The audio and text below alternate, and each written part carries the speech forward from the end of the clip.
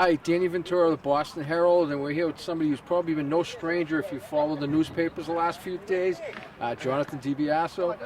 Johnathan, the new king of high school football, I guess. Has it started to sink in yet? It's starting to. It was definitely a lot going on Friday night with the game and the celebration with everyone, but it's starting to sink in. What was the first time you started to think about the record at all? Probably going into my junior year. I forget, it was the beginning of the season. They had in the newspaper, they had like all the records, and I saw the record for a touchdown pass, and I saw it, and I was like, that's not realistic. But I guess I was wrong. When did you start to think it might be realistic?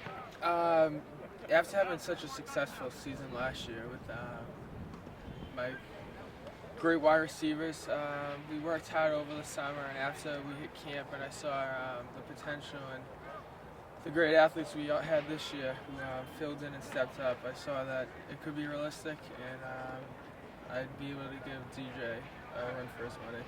As far as Tommy Colombo, is there any extra special knowing that it was a Colombo whose record you broke? Yeah, I met him over the summer for one of the first times.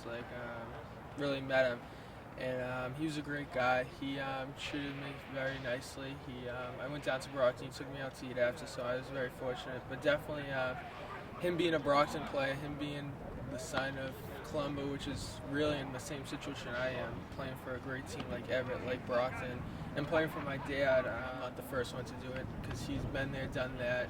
He's been very welcoming to me. He called me after the game, congratulated me, so I'm very fortunate for that. I was just pumped. Jaylen McRae ran a great route, made a great catch, and just burned everyone from there. So first I congratulated him, and I was really excited just to get it out of the way. Did you know that was the fourth one that night? Yeah, we was keeping count. Well, I definitely was. Definitely for my quarterback, I was keeping count. Is it something that you really wanted the ball in that situation? Yeah. I ran that route very, very hard just for that main reason. And when you finally catch it in the end zone, talk about your emotions. I just felt good. I heard the crowd going crazy. It was a good time. Johnathan came over. I know he was happy. I seen a little tear in his eye. It was a very special moment, Danny, and I want to take the opportunity to thank you and Bruce Lurch for the fantastic coverage you did on that. We went home and watched it, and our whole family get to watch it online, as well as my brother in Sweden, and we actually, it was an emotional thing. We were crying watching it because it was so good. You guys did a fantastic job, and we appreciate it.